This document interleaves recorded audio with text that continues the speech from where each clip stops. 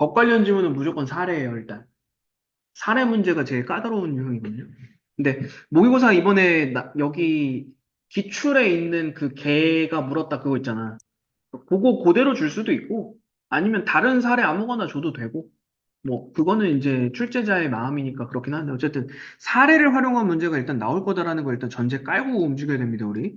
본문 바로 들어갈게요. 형법은 범죄와 형벌을 규정한 법률이다. 됐지?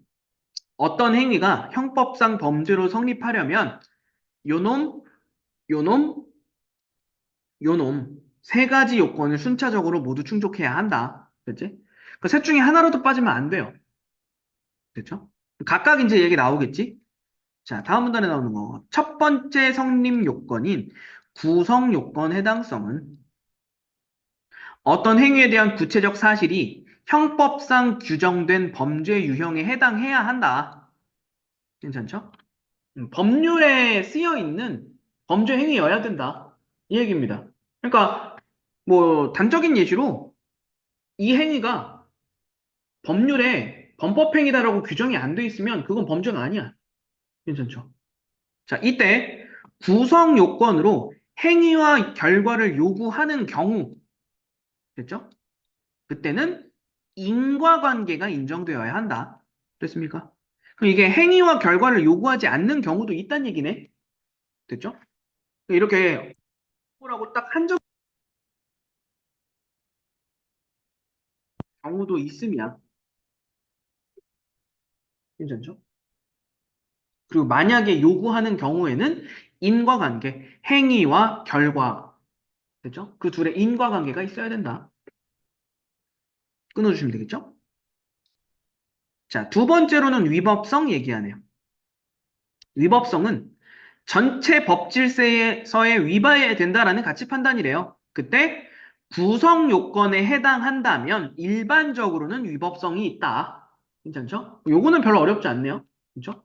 법에서 규정된 범법행위라면 위법성이 있다고 인정하는 거니까. 됐죠?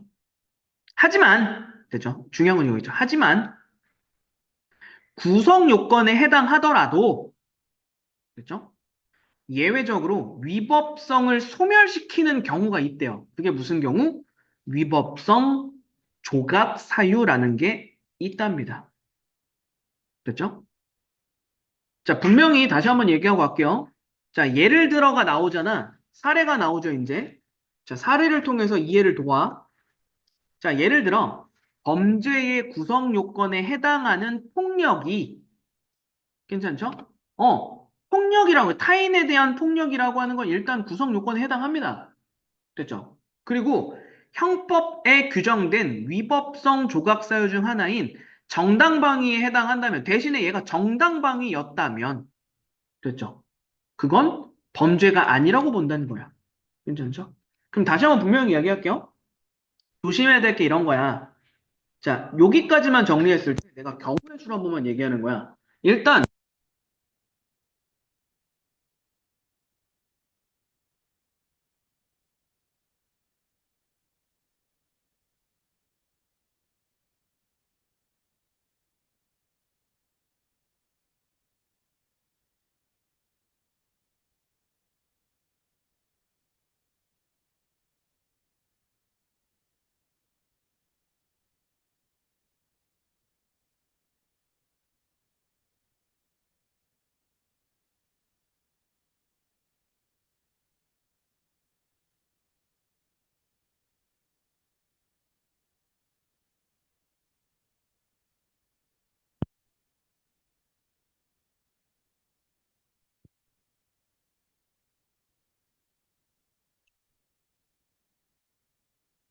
요거 두 개 헷갈리시면 안 돼요. 어떤 행위가 아예 구성 요건에 해당하지 않으면 걔는 범죄가 아니야. 괜찮죠? 근데 구성 요건에 해당하는 애인데 위법성 조각 사유가 인정되는 거라면 그때도 위법은 아니다. 라고 얘기하는 범죄는 아니다. 라고 얘기하는 거죠. 됐죠? 자, 세 번째 성립 조건 나와요. 조금만 내려갈게요. 세 번째 성립 조건인 책임은 마지막으로 책임 얘기 나오죠? 행위자에 대한 사회적 비난이 가능하다. 자, 어떤 행위가 구성 요건에 해당하더라도, 됐지? 행위자에 대한 사회적 비난이 가능하지 않다면 범죄 아니다. 됐죠? 이때, 책임 조각 사유라는 게 또 있네요. 예시로 강요된 행위. 됐지? 여기 하나 추가되네요, 아까 위에. 얘도 똑같아요. 구성 책임 조각 사유가 있다면, 됐지?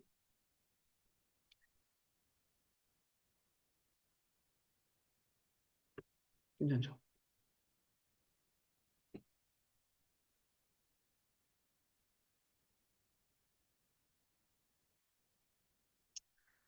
사례에 적용할 수 있어서 얘기하는 겁니다. 이 사례가 구성 요건이 아니어서 무죄 판결이 나는 건지, 아니면 구성 요건에 해당하지만, 뭐야, 위에. 위법성 조각사유에 해당해서 범죄가 아닌 거, 무죄 판결이 나는 건지, 아니면 마지막으로 구성 요건에 해당하지만 책임 조각 사유가 있어서 범죄가 아니게 된 건지, 무죄가 된 건지. 그렇죠? 어쨌든 판결은 전부 다 무죄가 나올 거 아니야. 어째서가 중요해요. 사례가 나왔을 때. 무슨 얘기인지 아시겠죠? 그런 식으로 장난칠 가능성이 좀 있습니다. 자, 잘라주실게요. 아예 본문 잘라주고 다음 넘어가겠습니다. 자, 형법에서 다루는 범죄는 고의범과 과실범으로 나눌 수 있대요. 됐지? 고의범과 과실범으로 나눈다고 했으니까 나눌게. 됐죠? 그래서 아예 잘라둔 겁니다. 자, 고의범은 범죄할, 죄를 범할 의사를 가지고, 오케이, 의사가 있대요. 됐지? 일부러 하는 거죠. 그래서 범죄 사실의 발생 가능성에 대한 인식도 있고요. 나아가 위험을 용인하는 마음속 의사까지도 있어. 그건 뭐야? 미필적 고의라고 부른대요. 괜찮죠? 이겁니다. 두 가지. 괜찮습니까? 분명히 다르긴 다른 거야. 됐죠? 그러니까 고의범, 아예 고의범이라는 게 있는 거야. 그냥 아예 죄를 범할 의사를 가지고 내가 쟤를 그냥 패버려야겠다. 괜찮지? 라고 마음을 먹고 패버린 건 그냥 고의범이야. 근데 범죄 사실이 일어날 수도 있겠다라는 인식도 있어.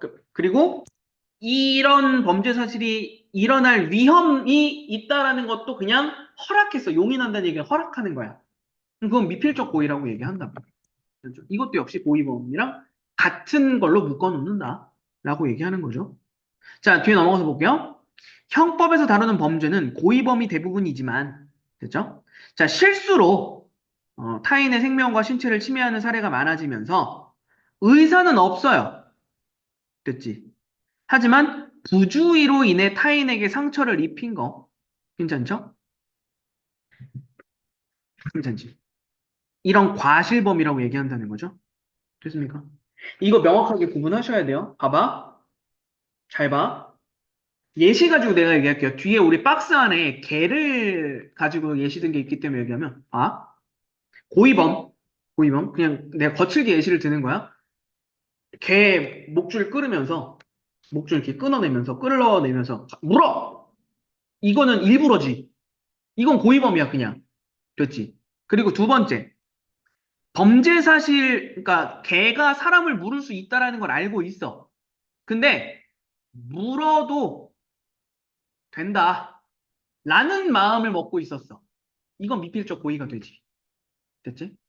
그리고 마지막 세 번째, 개가 사람을 물게 할 의사는 없었어. 근데 내가 부주의해서 목줄을 안 채웠어.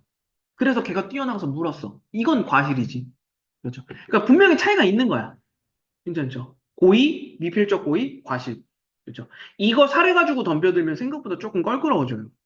무슨 말인지 아시겠죠? 그래서 지금 예를 들어서 설명한 거야. 됐죠? 자, 과실범에 대해서 얘기합니다. 내려갈게요. 과실은, 여기서 한번 더 끊고 갈게요, 이제. 한 번 더 끊어가지고. 과실은 결과 발생의 위험성에 대한 인식 유무. 됐죠? 그 다음에 형법상 과실범 규정에 따라서 유형을 나눌 거래요. 됐지? 이 두 가지를 가지고 얘기할 겁니다. 먼저 인식 유무에 따라서. 됐죠? 인식 유무에 따른 유형이야. 분류죠?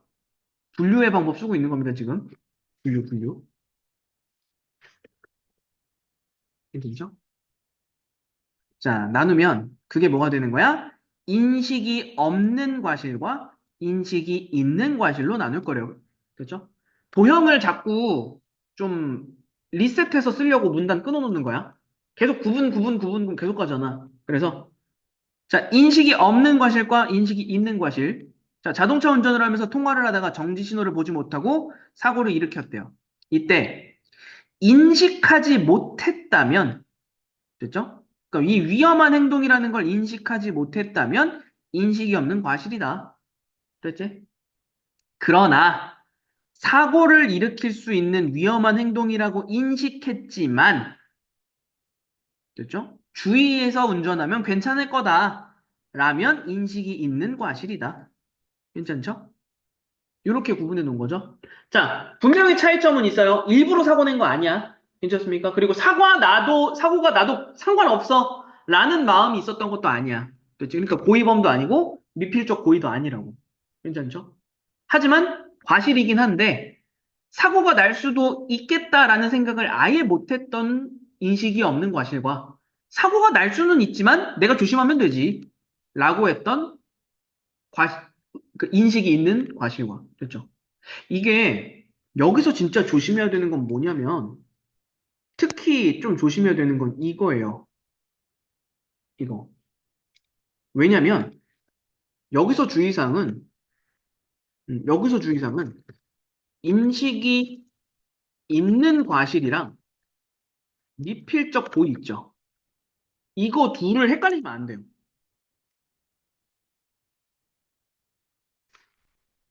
이게 바로 뒤에도 나와요. 자, 두 과실은 형법상 취급에는 차이가 없어요. 됐죠? 음. 그러니까 어차피 뭐 예를 들어서 벌을 받게 된다면 그 형량은 똑같아요. 인식이 있는 과실이건 인식이 없는 과실이건 형량은 똑같아. 벌금 뭐 얼마 뭐 다 똑같아요. 근데 과실범의 성립 여부에도 영향을 주지 않아요. 어차피 둘 다 과실범이야. 됐지? 하지만 두 과실을 구분함으로써 인식이 있는 과실을 미필적 고의와 구분할 수 있다. 이 얘기가 지금 여기서 나오는 거예요. 이게 무슨 얘기냐면 봐봐. 풀어서 얘기를 하자면 미필적 고의는 있죠. 위험 발생 있잖아. 위험 발생을 용인한다고. 괜찮죠? 중요한 건 이거야. 근데 인식이 있는 과실은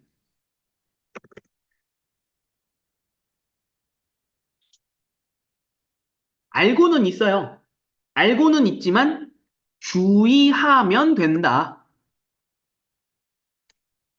요 정도 생각은 있는 거예요. 괜찮죠? 그러니까 이건 달리 말하면 이제 위험 발생을 용인하는 건 아니지.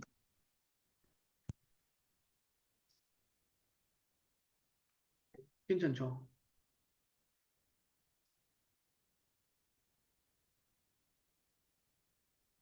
무슨 얘기 되시죠? 그래서 요게 조금 사례가 모호하게 느껴질 수 있어요. 약간 한 끗 차이긴 하다. 둘 다 인식은 있어요. 얘도 인식은 있습니다.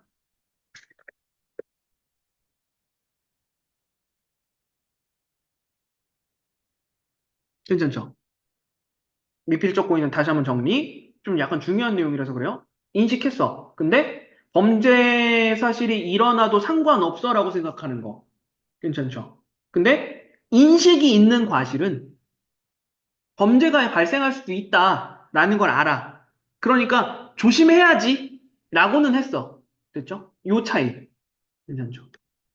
넘어가도 되겠죠? 다음 내려가겠습니다. 다음으로 여기도 문단 하에 잘라주고 갈게요. 잘라주고 통상, 업무상, 중과실 세 개로 나눠놨네요. 괜찮죠? 자, 다음 페이지에 얘는 법정형의 차이가 있대요. 그치?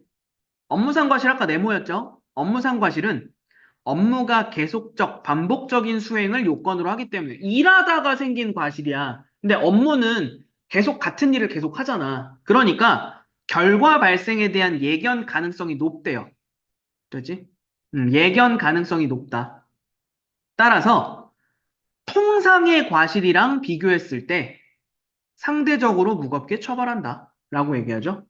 이거 그래서 일반적으로 그러니까 다른 지문에서도 요거 관련된 거 많이 이야기한 거라서 이게 의료과실 같은 거 얘기하는 거예요.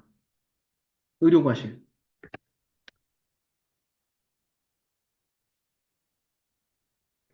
그러니까 방금 전에 얘기했던 이런 거야.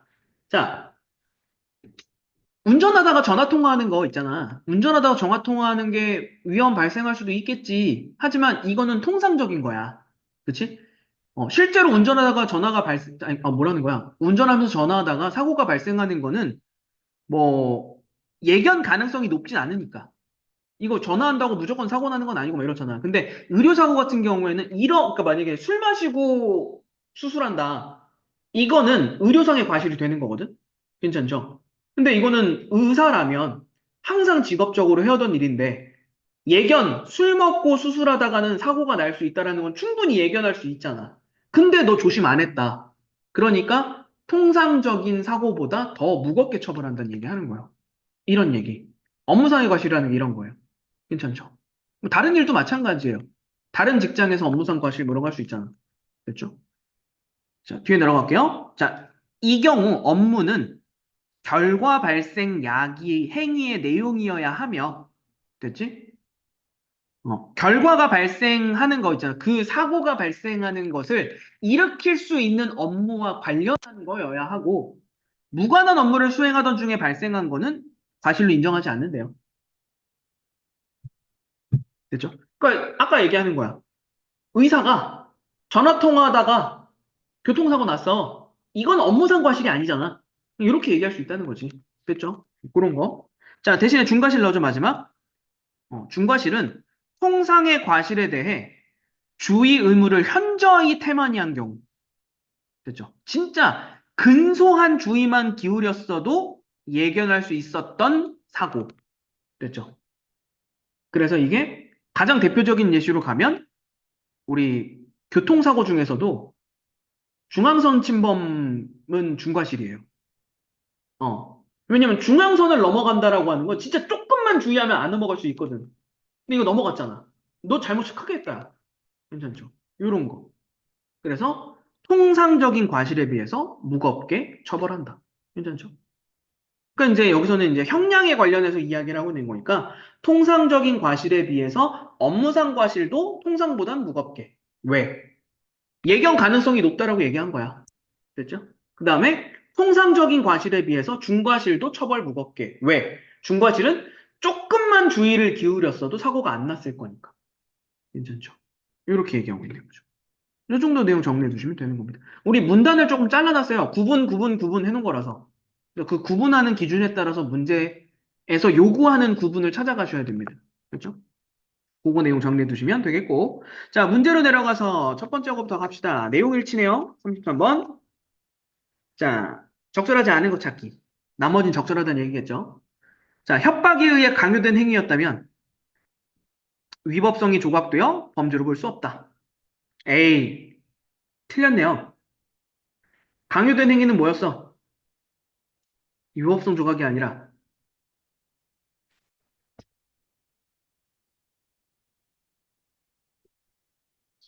그렇지. 책임 조각 사유죠? 진짜 사소하지만 놓치기 좋은 부분 중에 하나입니다. 뭔가가 조각되긴 했어. 됐죠? 뭔가가 조각됐어. 근데 이거 제대로 확인 안 하면 틀리는 거예요. 그렇죠? 1번이 잘못됐고요. 나머지 확인만 하고 넘어갈게. 어떤 행위에 대한 결과가 없더라도 행위만으로 구성 요건에 해당할 수 있다. 우리 아까 행위에 대한 결과가 있는 경우라면이라고 얘기했으니까 없는 경우도 존재하는 겁니다. 가능성은 있어요. 됐죠? 수 있다니까 맞는 말이에요. 그렇죠? 자, 어떤 행위가 형법에 규정된 범죄 행위에 속하지 않는다면 결국 여기서 이야기하고 있는 내용이 결과적으로는 구성 요건에 해당하지 않는다면, 그렇죠? 이건 범죄 아니었죠? 그랬더니 3번 같은 경우는 좀 잘 체크해 두셔야 되는 내용 중에 하나입니다. 이거. 그렇죠? 4번. 어떤 행위가 형법상 범죄로 성립하기 위해서는 세 가지 요건을 순차적으로 모두 충족해야 된다. 뭐 이건 본문에 그대로 있었던 거니까 넘어가도 될 것 같고요. 오케이. 5번. 범죄의 구성 요건으로 행위와 결과를 요구하는 경우 인과관계 인정돼야 된다. 아, 이걸 요구하는 경우에는 인과관계 있어야 된다 그러죠? 됐죠. 그래서 5번도 맞는 말. 체크 정도 해두고 넘어갈게요. 다음. 아까 가의 이유였죠? 가. 밑줄 친 가 확인해 보면은 미필적 고의와 인식이 있는 과실을 구분하기 위해서 인식 여부를 따진다고. 괜찮죠? 그게 지금 뭐냐면, 자, 1번. 고의는 과실보다 부주의로 인해 범죄를 발생할 가능성이 이게 뭔 소리야? 틀렸죠? 그죠? 전혀 관계 없어요. 고의는 일부러 해버리는 거니까. 자, 2번. 과실은 행위 위험성에 대한 인식 유무에 따라 서로 다른 유형으로 나뉜다까지는 맞아요. 나뉘는 것까진 맞아. 근데 가가 이것 때문이다라고 얘기하면 틀렸잖아. 괜찮죠? 이런 거 조심하셔야 돼요. 서로 다른 유형으로 나뉘는 것까진 맞아. 인식이 있는, 인식이 없는, 나뉘는 건 맞는데 가의 이유는 아니지. 괜찮죠? 그래서 2번이 잘못된 거. 넘어가도 되겠죠? 자, 3번. 결과 발생의 위험성 여부에 대한 인식 여부가 고의와 과실을 나누는 중요한 기준. 아이, 뭐야. 고의와 과실을 나누는 건 아니잖아. 고의와 과실을 나누는 중요한 기준은 아니지. 됐죠? 야, 인식이 있다, 없다만 가지고 나누면, 그치? 인식이 있다, 없다만 가지고 나누면 미필적 고의랑 인식이 있는 과실은 둘 다 인식이 있어요. 됐죠? 이거 그래서 3번 같은 경우가 많이 낚일 거야. 3번은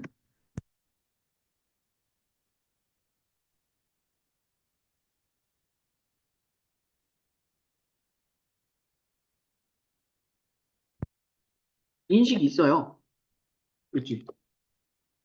하지만 미필적 고의는 고의고, 인식이 있는 과실은 과실이잖아. 3번은 그래서 틀렸죠, 지금. 됐죠? 나눌 수 없습니다. 이 인식 유무를 가지고는. 3번 틀린 거. 근데 별표는 쳐두셔야 될 것 같아요. 3번 같은 경우는. 4번. 고의와 과실은 범죄 사실의 발생 가능성에 대한 인식 유무와 그 결과를 용인하는 의사 유무 모두에서 차이가 있다. 어? 인식 유무도 차이가 있고 용인하는 의사 모두 차이가 있다고? 아니요. 인식 유무는 차이 없다니까? 괜찮죠? 이거 제대로 보셔야 돼요. 인식 유무 차이 없음. 용인하는 의사는 차이 있음. 됐죠?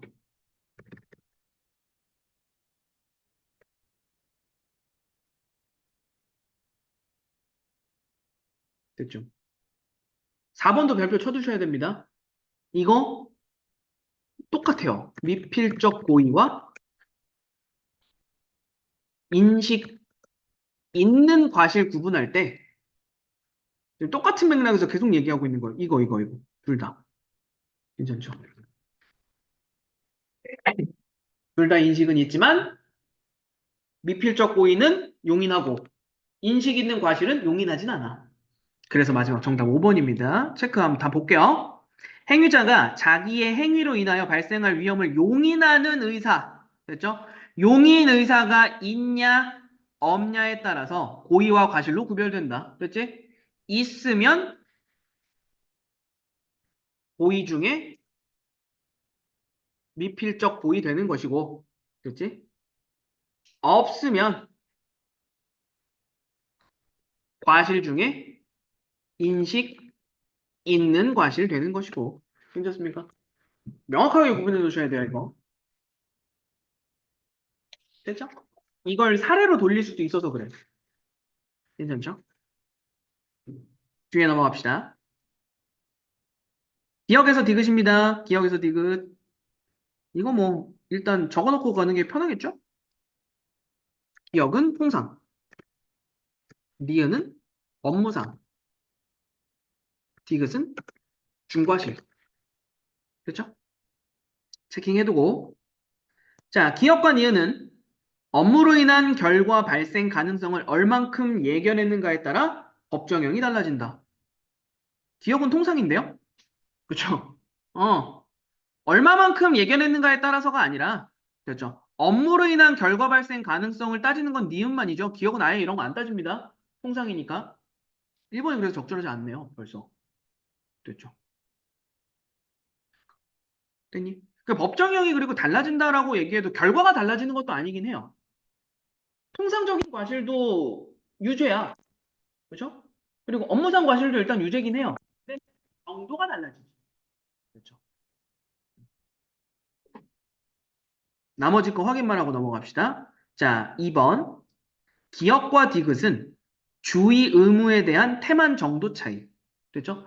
그럼 디귿은 심각하게 태만했을 땐 거야. 괜찮죠? 그러니까 맞는 말이죠. 음. 디귿이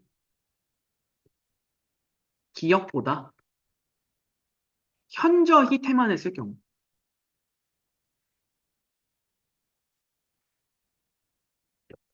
그렇죠? 그리고 니은은 업무상의 과실이니까 계속적이고 반복적인 수행으로 인해 예견 가능성이 통상에 비해서 높아.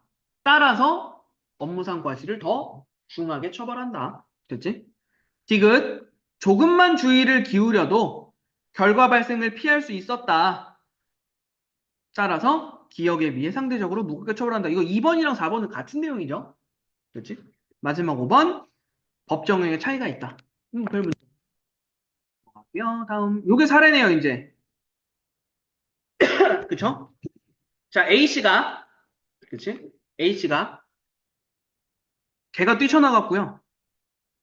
과실 여부를 판단하는 재판에서, 이거 있네요. 타인에게 해를 끼칠 수도 있겠다라고 생각했지만, 됐지? 어쩔 수 없는 상황이었다라고 얘기했지? 됐죠? 그러니까 인식은 있었어. 하지만 용인한 건 아니죠? 괜찮습니까? 넘어가도 되겠죠? 다음 넘어갈게요. 그래서 1번. 자, A씨가 반려견에 대한 관리를 소홀한 사실에 대해서 사회적 비난이 가능하다. 이게 결국 무슨 얘기야? 사회적 비난? 그렇지. 본문 확인해야지.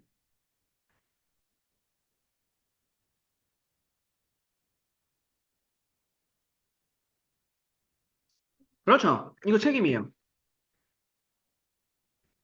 이 말장난이에요. 사회적 비난이 가능하다고 판단했다라는 말을 바꾸면 책임이 있다예요. 네. 음. 이게 두 개가 같은 말이 된다고, 이 본문을 놓고 봤을 때.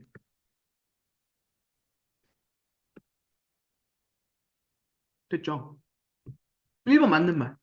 그래서 결국 유죄가 됐잖아. 그치? 자, 2번. A씨가 반려견에 대해서 관리를 소홀히 하면 타인에게 해를 끼칠 수 있다고 인식한 점은, 됐죠? 과실범 성립 여부에 영향을 미쳤겠군. 아이고, 이거 잘못됐네요. 인식이 있다지.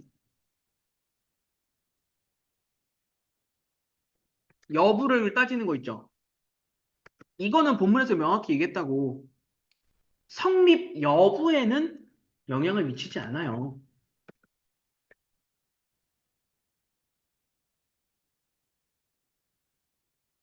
본문에 명확하게 명시해 놨습니다. 그렇죠? 인식이 없었다고 해서 과실범이 안 되는 건 아니에요. 인식이 있었다고 과실범이고, 인식이 없었다고 과실범이 아니고, 이렇게 착각하기가 쉽거든요. 근데 그래서 본문에 명확하게 못을 박아놨습니다. 됐죠? 2번이 잘못된 겁니다. 됐죠? 자, 나머지 거. 주장하는 부분에 대해서, 됐지? 어쩔 수가 없었다. 라고 주장하긴 했어. 근데 그것에 대해서 책임 조각 사유로 인정하지 않았겠군. 그치? 만약에 책임 조각 사유로 인정했다면 무죄 판결을 내렸겠지. 근데 실제로 판결부는 유죄 판결 냈으니까 너 그거 책임 있는 거야. 라고 얘기했지. 그렇죠? 자, 책임 조각 사유로 인정했다는 얘기는 책임이 없다라고 판결한 거예요. 괜찮죠? 그리고 말장난 조금 조심하셔야 돼요. 소홀히 했고요. 상해를 입게 된 점, 형법상 규정된 범죄 유형에 해당한다. 이게 결국 무슨 얘기? 말이 계속 도네요, 문제마다. 구성 요건에 해당한다. 고 판단한 거지. 괜찮습니까?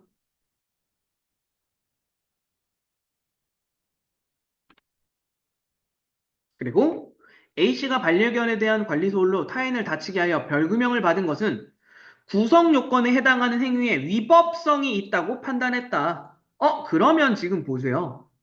3, 4, 5번이 교묘하지만 연관성이 있네. 다시 한번 볼게요. 자, 4번 구성 요건에 해당하고요. 5번 위법성이 있다고 판단했고요. 그리고 3번 책임이 있다고 판단한 거야. 그러니까 유죄. 괜찮죠? 다만 과실. 됐죠? 고의는 아니었으니까. 됐죠? 이렇게 판단 내리게 되는 거지. 그렇습니다. 문제를 새롭게 구성하면 이렇게도 얘기할 수 있다는 거죠. 어휘는 뭐 가볍게 체크만 해도 되겠죠? 여기 지금 A 같은 경우에는 교통사고를 일으켰다. 그죠? 교통사고를 일으켰다. 이런 거 보실 때 조금 팁을 드리자면 사고를 일으켰다죠. 교통사고를 일으켰다. 여기서 그러면 교통사고는 구체적인 게 아니지. 됐죠?